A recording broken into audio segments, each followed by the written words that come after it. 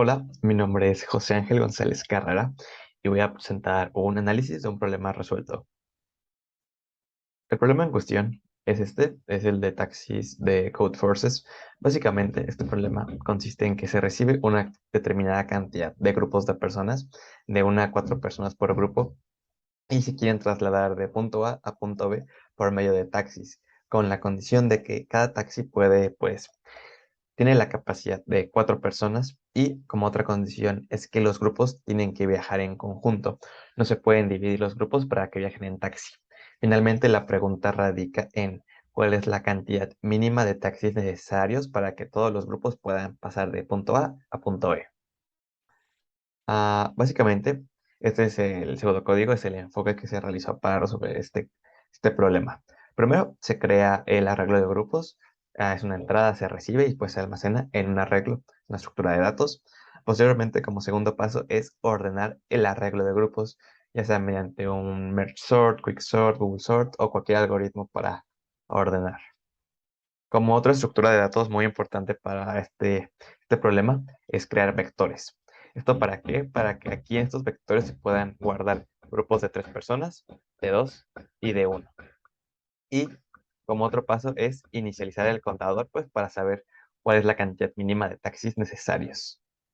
Siguiendo el pseudocódigo, se tiene que recorrer el arreglo de grupos y verificar, ya ordenado el arreglo de grupos, verificar lo siguiente.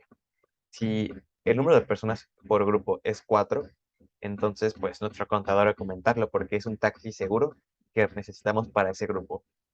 Si el grupo es de 3 personas, entonces vamos a agregar un elemento al vector de 3.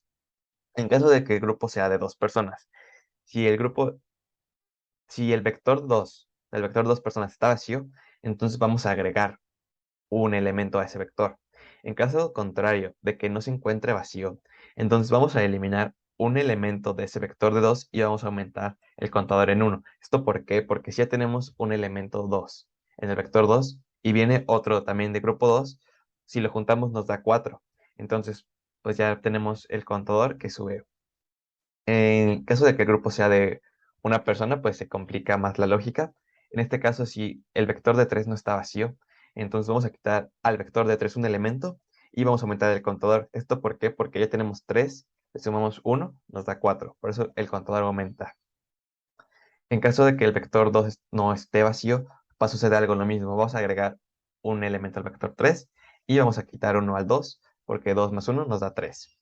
En caso de que el vector 1 no esté vacío, vamos a hacer lo mismo, la misma lógica aplicada anteriormente. Y finalmente, en caso de que el vector 1 sí esté vacío, pues simplemente vamos a agregar un elemento a este vector. Finalmente, ya la respuesta del problema radica en el contador final de taxis requeridos es el contador, lo que hemos calculado en el arreglo, en lupear el arreglo, más el tamaño del vector 1, el vector 2 y el vector 3. Cabe recalcar que la estructura de datos utilizada fue un arreglo y unos vectores.